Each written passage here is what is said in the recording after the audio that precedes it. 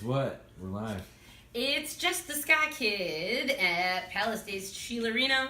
The Knights of the Round Table are doing what they're supposed to be doing, helping work the event.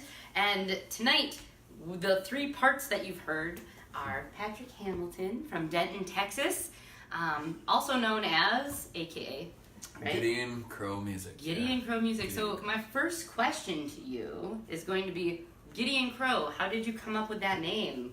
And what is the significance of it? Well, the truthful answer is like a little longer explanation is Gideon and Crow were both, because I grew up between, if I was wearing my vest, I usually have a Texas on this side and a New Mexico on this side, and I say I grew up right in the middle. But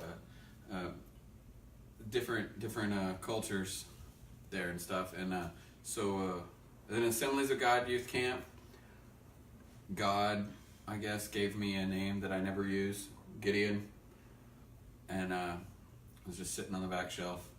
Nobody else ever called me that, but I guess the spirit of the universe or God or whatever.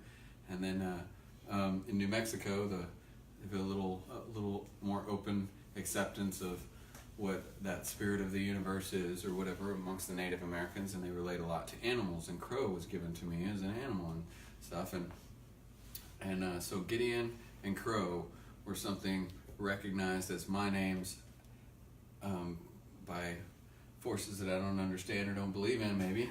And I had no better solution. And music came along, and music's very important in the name because one, my name's not Gideon Crow, and two, Gideon Crow music to me is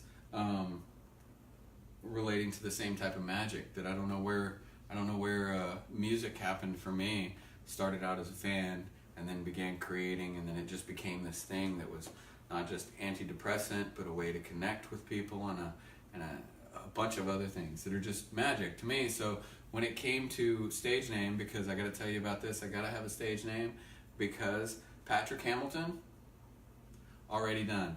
Patrick Hamilton, writer. He's a very famous playwright in so there's no Googling me and getting me the first 3 or 4 pages of, Patrick Hamilton.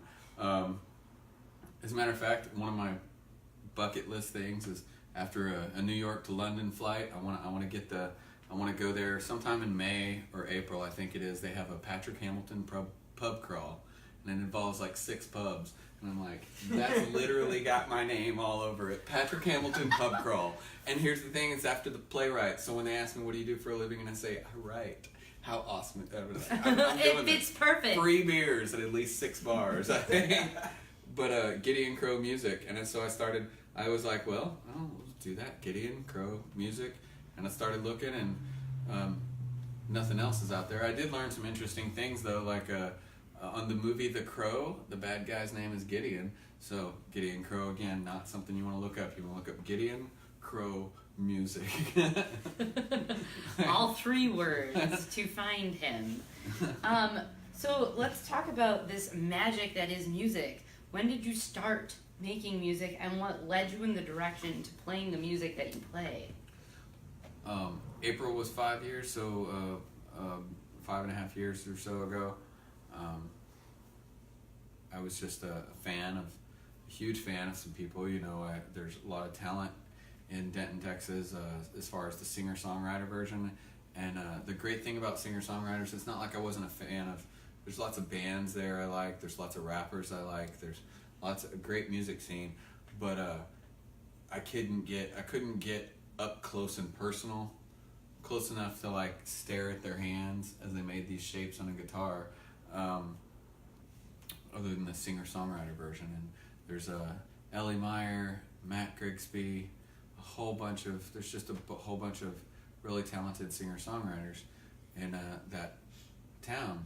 And they were all my friends, and I loved going to their shows and buying shirts and CDs and jumping around in front of them, like while they played. And so that was when it probably started for me. It was hanging out with people, and then hanging out with them after the show in the park, sitting in the park, and then playing songs, and me just watching those chords going I don't know what those chords are. At the beginning, they were like Bob and Steve and E and E's other friend or something. I wrote down really weird stuff for chords. I still do sometimes. I have songs like that Colored Paper one. I'm like, I don't really know what that is. So I put like D minor shape, 5 down. I write it to where I'm like, one of these days I'm going to learn to write music. And I'm going to be like, this is what it's called. I know, because I know how to create a chord, and that's what that's called.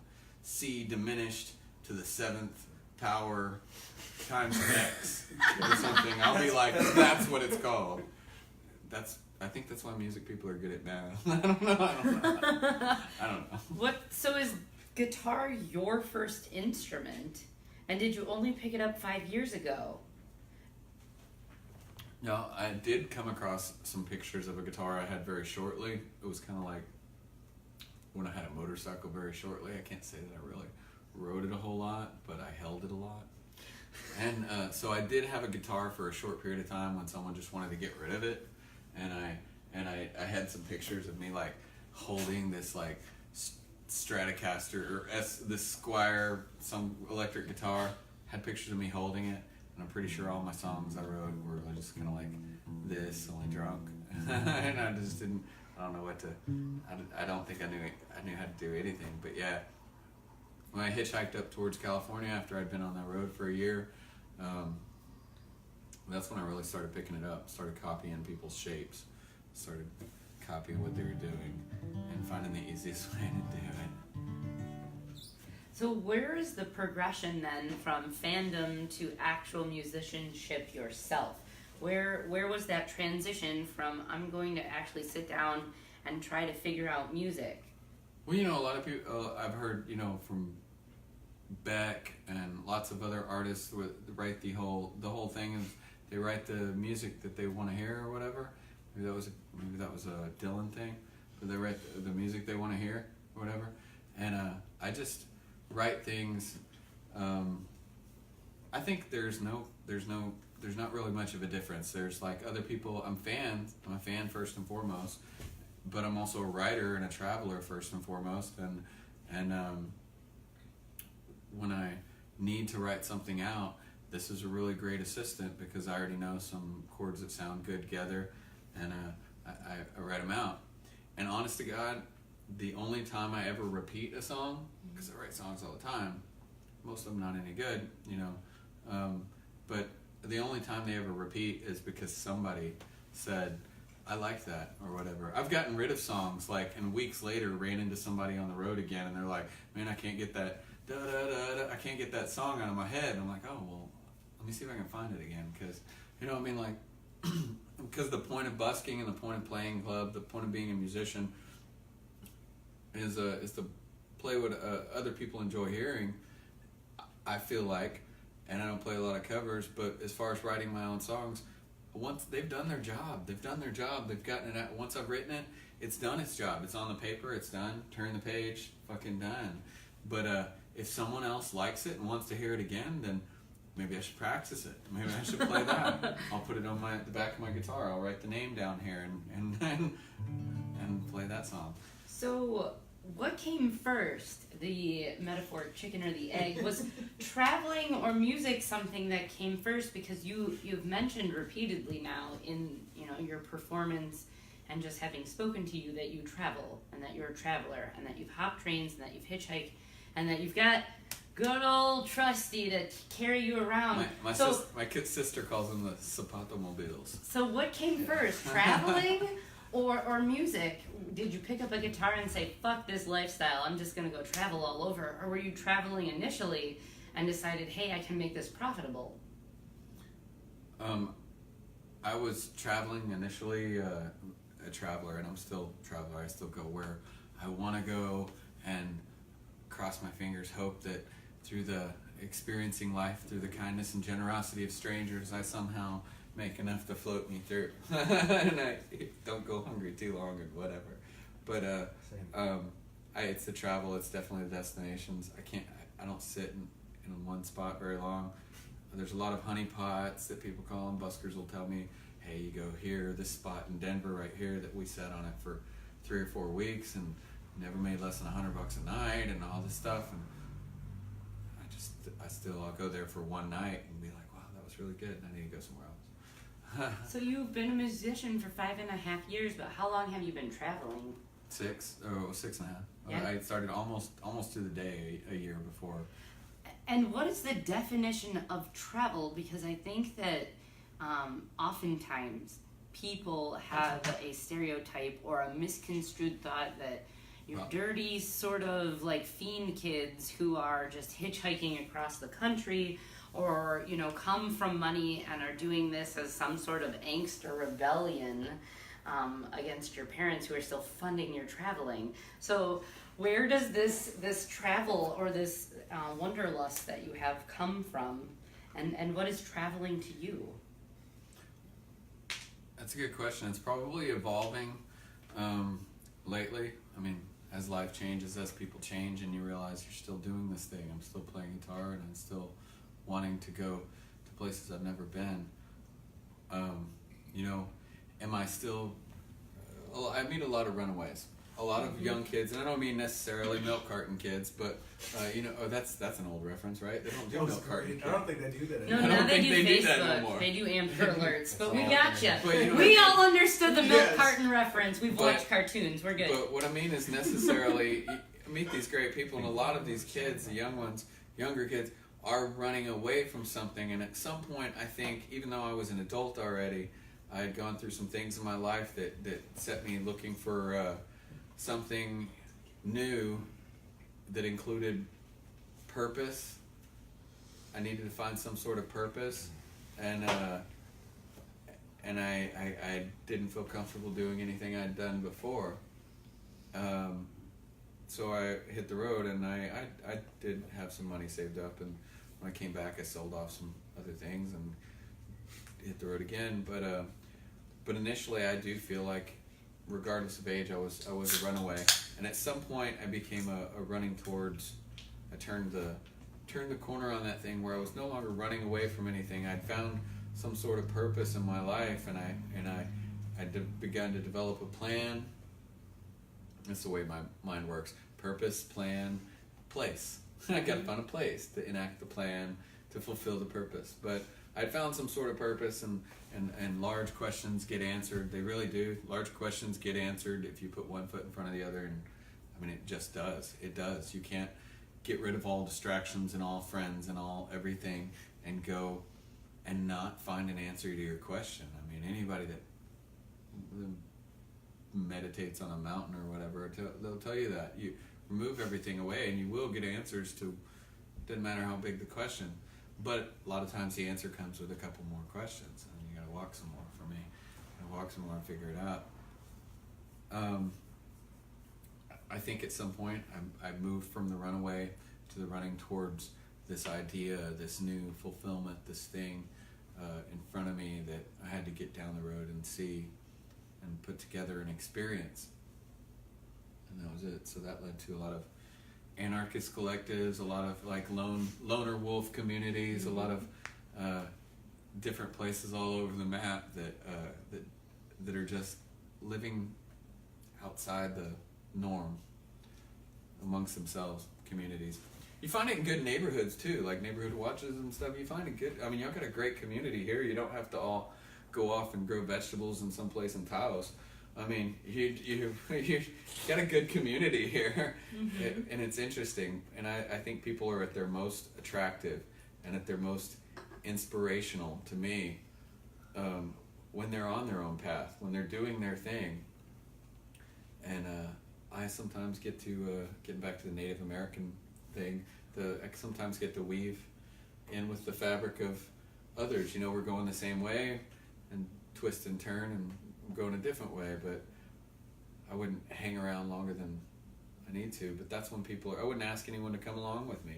That's why I do it solo. It's because I think people are at their most attractive and most inspiring when they're doing them. And I get to, as a writer, as a traveler, I get to hop on that strand for a couple of knots, and then I gotta go my own way, and I get to get on with somebody else maybe and see what they're doing and see what life's like here. I feel like it's way better than watching CNN or Fox News or something. Like a one-man wolf pack. Right. One man wolf. Like an old wolf. So this leads me. That's the name of a band. Get Old Wolf to play some. Like tomorrow Tomorrow at the with- Horde? Tomorrow with... Oh, we could. Tomorrow It's with his the birthday. Happy birthday, Joe. Old wolves. Ow! That's what I do every time I see him. Mine was more of a coyote than a wolf, but. Mark.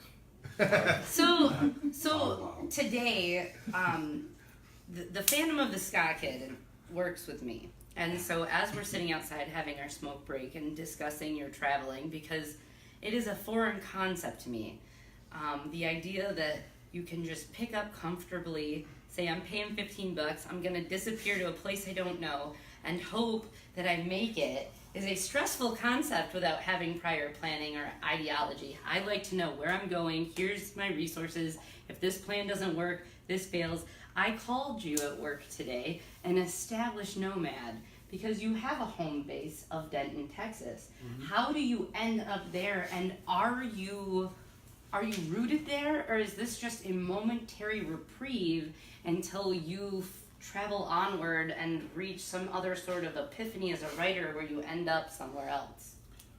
I do have plans, and I do know that I can't do this forever. I know I do have plans. I just feel like there's a whole lot more places that I need to see. I mean, I usually don't let anybody behind the whole closed door plan thing, but there is a you know, I don't want to sound cheesy. I don't want to sound cheesy. I don't want to sound cheesy and be the person that like I want to open up a bed and breakfast and whatever. But the whole point is a touristy river town. Yeah, bread and breakfast. I found the things that make me happy, and they have to do with connecting with travelers and I probably still will. You know, I met a guy that owns a restaurant down in New Orleans. I met him in Albuquerque. He was doing sidewalk paintings as fast as he could paint him, selling them off as quick as they could go for $25 a pop. And I was like, dude, I've seen these in Austin. You could sell these for twice that. I mean, like, really. Crowds gathering around. He's just spray painting. Found out he owns a restaurant in New Orleans, and he started there, bought the place out, and he waited tables, he cooked, he taught everybody up, he trained everybody up from the ground up, and 5-6 years later it started to really become its own thing. And he said, great, now I can go do what I want to do. And you find him, I found him in Albuquerque on the street doing street art, just spray painting street art. And I'm like, this is great. And I'm like, you could charge more for these. And I was like, but he makes a living, he doesn't need to. You know, the $25 a pop is at least you're paying me for art. That's what makes it a thing. And I just thought it was fucking great. Or I just thought it was great. And so for me, there is an end game in mind, and I like the idea of feeding people, and I like the idea of meeting travelers of all sorts, whether they come there looking for an Airbnb and they're doing the touristy things. Or if they're, you know, if they're hopping trains through town or whatever and need a place to, you know, Crash, bathe, that yeah, sort of thing? yeah, bathe and hose them off before they come in. No. I'm just saying a place. You know, probably a good income too, because those kids are great for. I mean, I've done it before. I've come into a place and worked for a week in the kitchen. Because I know how to make breakfast. Worked for a week in the kitchen for a Brazilian guy so that I could get paid, and I've been showering and staying there the whole time. You know, I'd like to at one point have a guitar on the wall and a little stage in the corner and waiting for someone to come through and be like, "Oh, you play guitar?" I'm like, yes, I do. I've written a few songs. I'll play it for you. While Rags or Puke or whatever his name is cooking your food. I hope Puke's not cooking your food, but you know, Rad or Rags or some of the names I meet, street kids. It's great. But yeah, I want to have that place. So why this genre of music? Like, what was your inspiration to want to play this and not, say, seek out a band? I mean, like, you've already established yourself as a lone wolf, but, you know, is there, you have camaraderie in your street kids, so why this genre? this is the way it comes out. I still don't know what to put down on those drop down boxes of genre. I still don't. I put blues, folk blues, and then I have a lot of things that are really, you know, because of G, C, and D, they're country. I don't really know how to classify. I mean, Chris Stapleton, I've recently started liking Chris Stapleton. Plays a lot of blues, obviously blues. He's Memphis blues. It's even got a thing, but it's classified as country. And I'm like, well, that's not right. You know, EAB like that is not. It's not country, but he's. I don't know, but so I don't know how to classify usually. What do you listen to when you're not playing this? Because I love ska, but I have never played ska music. Yeah, okay. So I could say a lot of things, but recently the band and some fish. When you're a hitchhiker and you end up with a stranger in Wisconsin, you end up having to watch Fish and the band over and over again. Hey, we love you, beer guy. Those were the first things Patrick said when he got to our house tonight. I watched the band last night. I watched the band. Totally fell in love with it though. It's good music, I'm not gonna lie, but what do you listen to when you're not doing this? Like, what, you know, if you're walking around, traveling, getting your feet to the next place, what are you doing? Well, before I got into music, because I'm going to say that because that'll be more understandable. Before I got into music, lyrics have always attracted me, so I listened to a lot of freestyle lyricists, hip-hop, just not like hook and line hip-hop a lot of times, which that's got its place too. I mean, I like bands that make me want to drink or move around, and a lot of that's in hook and line rap, but I like freestyle lyricists, really people that have something to say. You know, rap started as a short form of the word rhapsody, which means to speak or write with conviction. With conviction, means they had something to say. It was the first form of protest, to talk about to people that didn't know what was going on, what was happening with. You know, so I liked that, but I love educated people. But when it gets to, when it gets to music I listen to, honest to God, I mean, it sounds, honest to God, I mean, if I had to go outside of Denton for music, it'd be 4 hours away to Austin, because Austin's got a lot of great music too. I mean, so most of the people, I used to do this thing when I was first starting out, and they'd be like, "Who do you listen to?" I'd be like, "Oh, Matt Grigsby, Lydia Lowe, Ellie Myers, you know, someone's whatever, and the Beatles." I'd always finish with the Beatles, because they'd be like, "Ah," and I'd be like, "Yeah, if you don't know anyone else on that list, you should look them up. You should look." I mean, like, I just threw on the Beatles, so they'd be like, "Ah, oh yeah, they're totally in the same genre in my mind." Matt Grigsby is probably my inspiration. I'm not saying we're a lot alike or anything, but the thing is, when I talk to people, and this is, you asked about going back to Denton and what always leads back to Denton. One of the big things is not just I've got a network of family or a network of friends that are like family. A lot of them, you know, I've my girlfriend. Lots of reasons to be there. The weather's warm in the winter. It's warm in the winter. Okay, Patrick, rub it in. But oh no, this is perfect here. Like. This isn't winter, motherfucker. Come up here in the winter. Yeah, no, Negative I don't want 35. No? You ever been north in the winter, Mr. Traveler? No. Pants on I right thought of staying in Ohio one time, and then in October they had their first frost across the ground, and I opened up the paper and I read a poem about someone getting stuck to the ground. He was like writing it metaphorically, like, "I'd like to leave Ohio every year, come around, but when the snow starts to fall, I find myself stuck to the ground. Like, I can't go." I'm like, yeah, I don't know if I should stay up here up north in the winter. But yeah, this is perfect. 79 today. I think it was 98 or 99 back home. So and just smoldering hot. So here's way better. Texas heat. Yeah, I take. But going back to Denton. I could ask, obviously I could ask Mike who his inspiration is, who he admires most as a musician. It might be someone in Fish, or it might be someone. It might be the band. It might be someone else. But I could ask who you look up to, who you aspire to be or who you learn the most from or Myself. whatever. And you might see them. I'm an You might asshole.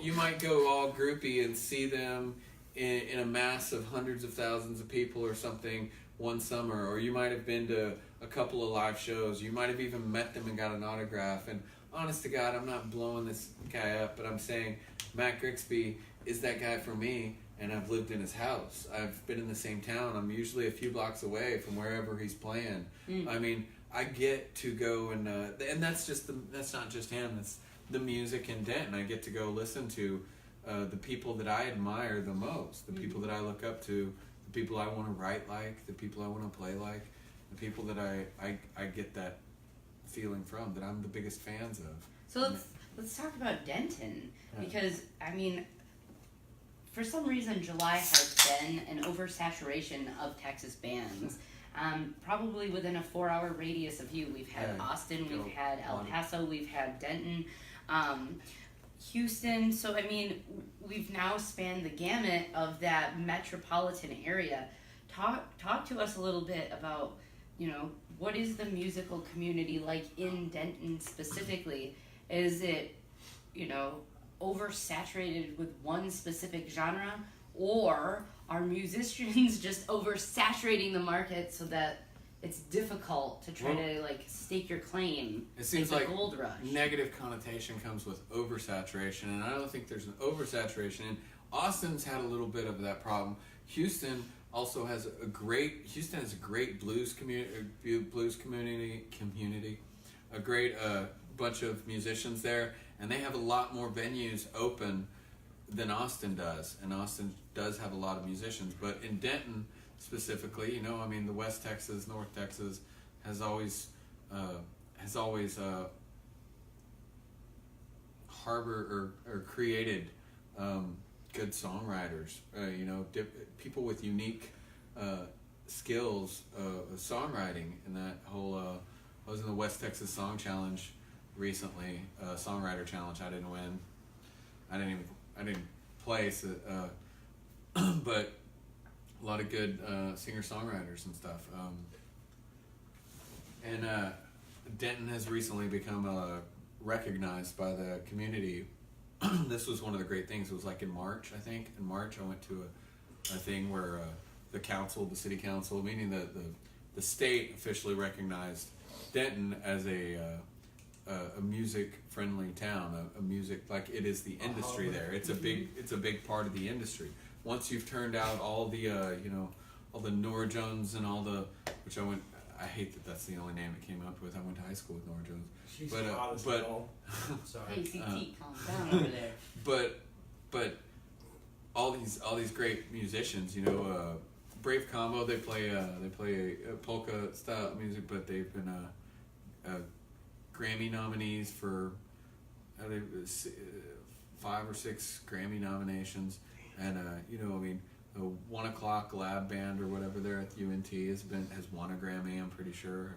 There's just all kinds of music there that's really good, and as far as being one specific kind, I think it depends on the feeling of the town. I've seen it from the 90s. There was a really good punk scene there. But it is all the trickle-down effect. I mean, UNT, meaning a couple miles down the road, there's an internationally renowned jazz department. Like, they have more music majors in Denton. I found this out last month. They have more music majors in Denton, people studying music to get a major in Denton, than anywhere in the country. Wow. Than NYU or Austin or anywhere else. So if you're an aspiring musician... And then that's where the majority of them go to get the music majors. But it's a great jazz scene and stuff.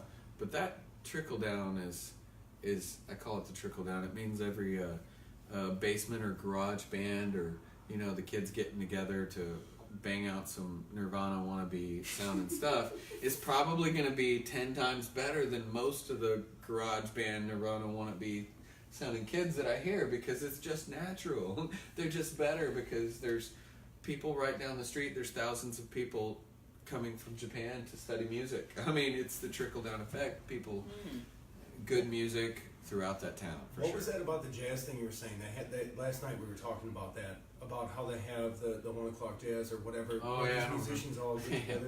About coming up with band names. I was like, that was a class. Like Grammy award winning, whatever it is, 1 o'clock, 2 o'clock, whatever it is. That 1 o'clock lab band. I'm like, you go to jazz festival, you see 5 o'clock lab band, you see 2 o'clock lab. I'm like, that's just Right. because that's the way it's written on the schedule. I'm like, Right, this talk is about their not class being able to- schedule. Talk about not being No, able but to at the come up local with a name bars for a down there, so band. these kids from the college come down and do what? They just play. I mean, what do you mean? Say it again. Like they all intermingle together, kind of like what we find here in town with a lot of these bands. Oh yeah.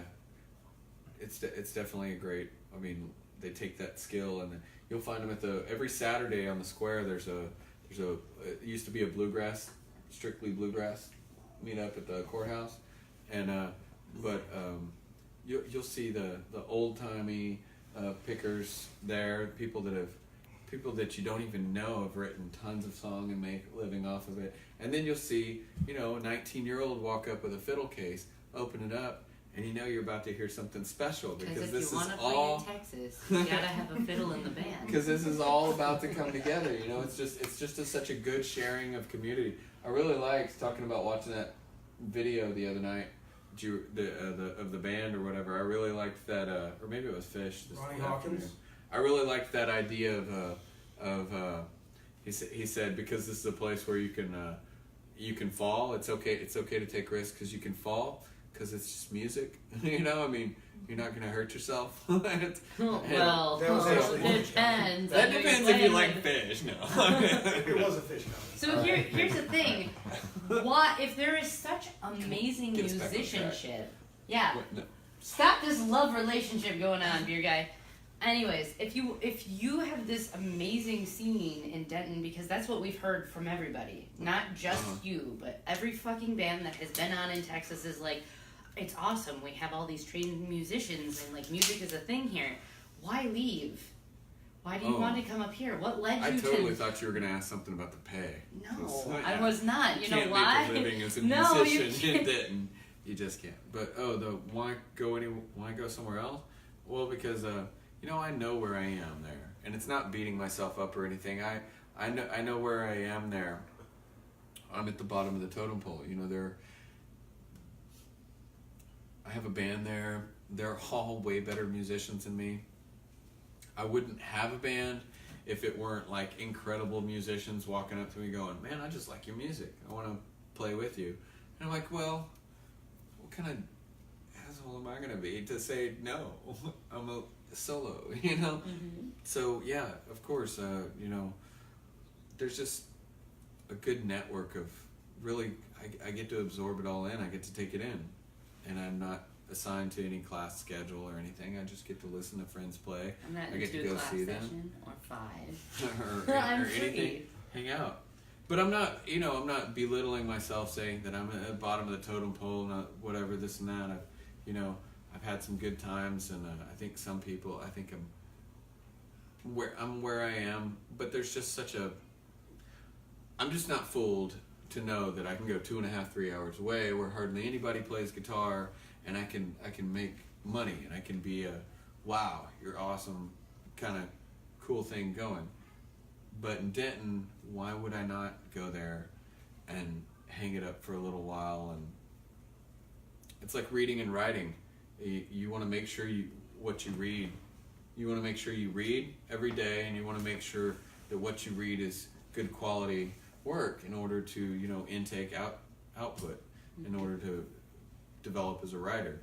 And that's the place where it's most beneficial to me to hang around and do jams anytime I want. I've been all over the country, and I realize that I cling to these people. I'm drawn to y'all because you have music here, because you have people that play music here, We have a lot of people. And I that play realized that home, one of the things about home is that's everywhere. That's invite a friend over, and then the neighbor shows up, and then when we get a jam circle going, and this wouldn't even, I really appreciate that. So what has been the best place to play for you? And then what leads you here today? Do I need to repeat that? There's No, been some I got distracting it. going.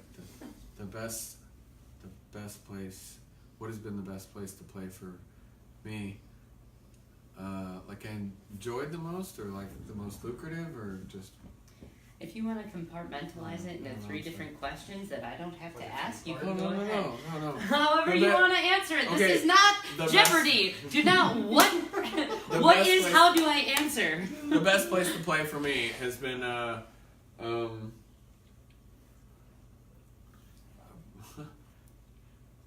don't know, so many little joints that people would be like in little places around the way where they'd be like, oh, they don't have music over there. I'm like, well, that's good, because I specialize in they haven't had music there yet. So I like those places because I sit down, I walk in with my guitar or whatever, and make the deal, say, hey, I need a meal, a couple drinks, and let me put out a tip cup, give away some CDs, and it's my thing. Well, we don't usually have a budget for a band. I know you don't have a budget for a band because they're expensive. I'm solo. You don't have a stage. I take up this much room.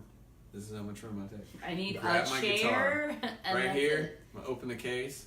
That's it. You're out a 2-top. You're out a 2-top. And I really like those places just because I get to do that, and just because more often than not, it's not the Gaslight Theater or whatever that helps me down the road the most. It's not the place that has any kind of overhead. It's the place where I can play right here. I mean, $10 is $10, or $100 for sitting at a bar, and that's where I get the most fortunate too, because people realize what I'm doing takes things, and I had to find a place for money for so long in my life, because I had to decide what is my time worth, what is things trading worth, what is this non-commodity that money is. But people trade their time for money, and they enjoy spending time with you, and to gotten a lot of $100 tips, $50 tips, $20 tips. Those are great. Those are great because they realize that's what's going to get me down the road for a couple of days. Right. What's going to feed me and get me some strings and wash my clothes and What led you here? Um, How do you end up in Kenosha, Wisconsin? well, I've never really spent any time in Wisconsin, and I came across your webpage. I figured it out the other night. I'd come across your webpage first. Then we had mutual friends on Facebook, Robin, Mark and Ren. Mark and Ren. Robert's Roost. Robert's Roost. These guys aren't here. I don't like wearing this backwards, but there's my Robert's Roost. Oh, you have I have one. a Robert's Roost patch. Oh, they came and they played at the station when I actually had They a are radio show. great. They played at the Port. I fucking love Mark and Ren. So good. So good. And Josephus, that's their drummer. And they're just a joy to be around. Mark is one of those people that, he does from the art for the art He does to the everything. display, to the recording, to the engineering, mixing and mastering, the words, everything that he produces This good old is boy his, from and Trinidad. it's all so Job is good. 7-Eleven. It's so good. Moved away. Are we couldn't shameless find a plugging right now? job. I No, really like but that. he does have me to where I want a drone. As a matter of fact, his dog got sick or something, and he had to sell his drone. He was offering it for like $250, and I was like, man, because that makes videos, man. When you're only shooting yourself, that gets old. But one drone shot, passing over as you want, it's so much better, so awesome. But yeah, he's definitely a DIY. They're DIY. Oh, through and through. Yeah. They were living in a van that they had just gotten in Alabama. Their drum No, kit's made out of what PVC. happened was they Or as I read like to call it, Diddy. I'm actually Diddy. Do it your damn self. do it This your is- damn self, kitty. Because I can't afford 50 T-shirts at $5 a pop. Just cost a couple of dollars. Now comes in sleeveless because it got hot. And I throw up a stencil and there you go. There's a fucking T-shirt. One of a kind. So you do it yourself. You sent us a recording, but you have this. I'm guessing it's from the same recording. You have legitimized YouTube videos from whoever that recording Oh. studio was in Texas. Talk about that. Bob Ralph at Tiny Couch Productions. I cannot. There's no shame in plugging him every opportunity I get. Tiny Couch. Tiny Hot Couch. Ralph. Tiny Couch Productions. You can find it on YouTube, and he totally at no charge takes in the local people there, kind of like what you got going with Tiny Couch. He does have a tiny couch too. It's a little bitty tiny. It's a tiny couch. He does it in his living room of his apartment, and he's got all this great gear. They And were really good videos. and he has people come in that are locals and just he caters to mostly the singer-songwriter. There's been a couple of bands on there, but mostly it's all about the singer-songwriters, solos and duets and whatever. And you can find Matt Grigsby's stuff on there too, along with most of the people from the Denton Songwriter Guild. But he has, I mean, if I hadn't paid for my guitar in time, he had already talked with the guy about, like, I got him, you know. So if I hadn't come up with the money, he's donated me a camera that was just collecting dust on the shelf. He gives me tripods and little things because he wants me continue to do what you're doing. He wants me. So that definitely, thoughtful things like that definitely go a long way in my mind, and he's definitely one of my supporters. Or what's your goal? What do you want to do with Gideon Crow music?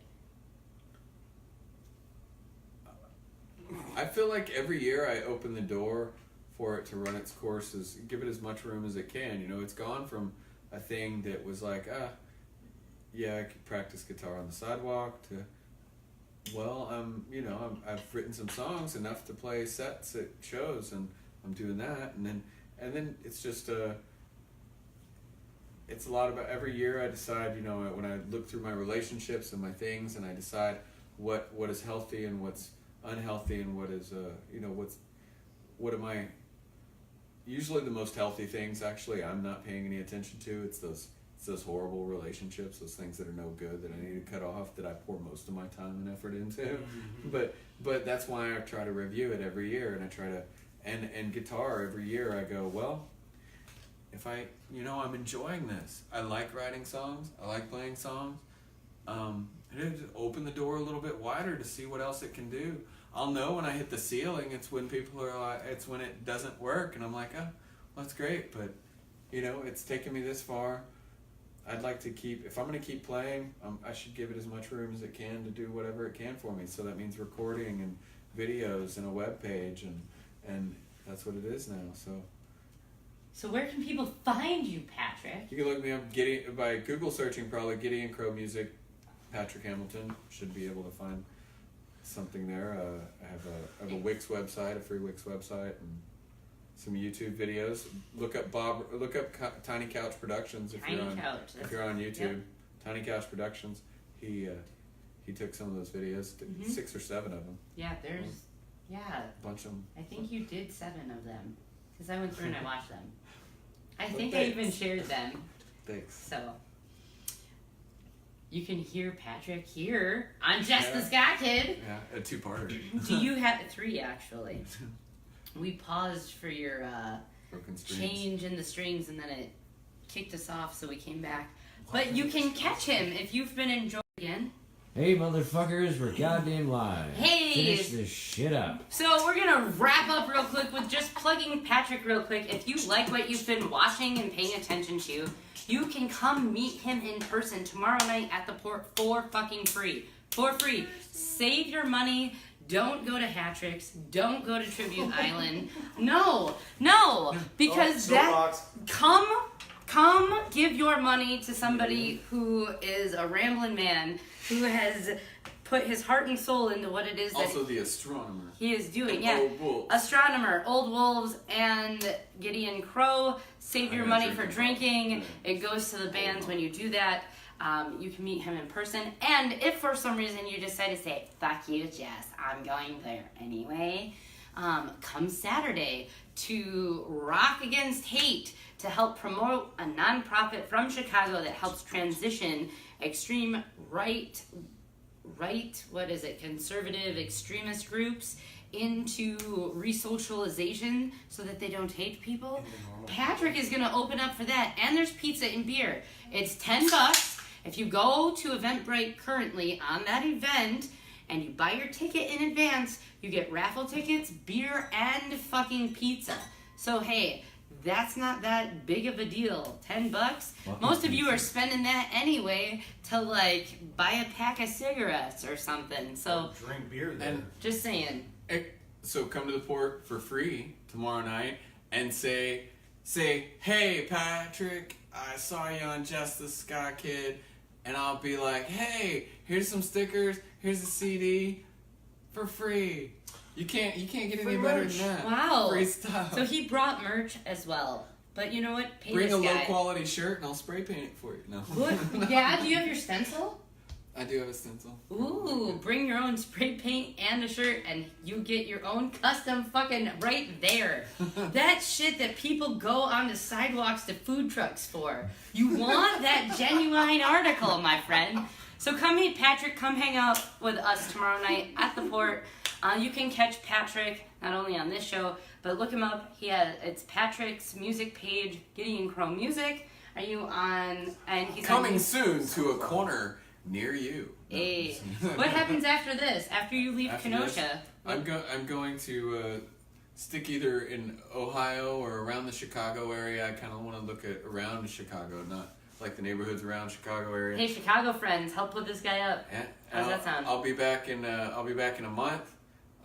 Maybe get Kev to tattoo me, and then I'm gonna go to Minnesota. See, I said it quietly. You're not. No, you didn't. It's Still hear you. okay. So, And then I'll go through Minnesota. I'm heading for some mountains I haven't seen in Washington. cool. And, Well, we wish you safe travels, but we will enjoy having you here for the weekend. Come hang out with us tomorrow night at the port for free. Doors open at 9, excuse me, and the music starts at 10. Each band gets 45 minutes to an hour, so you actually get to have an intimate moment with said band as if you were watching this show. So, thank you very much, Patrick. say I heard about it on Jess the Ska Kid. Free merch, CDs. We'll have merch there Stickers. too. It's not as cool as his. But without further ado, we will leave you. As Robert Frost said, go forth and travel on the road less traveled, my friends. May your minds rest easy this evening, knowing that there is peace and serenity within the universe. Thank you, Gideon Or Crow. it could be from Pet Cemetery. And you don't want to go down that road. But anyways, go on. Moving along. That's it, Kay? Thanks. Bye. Bye.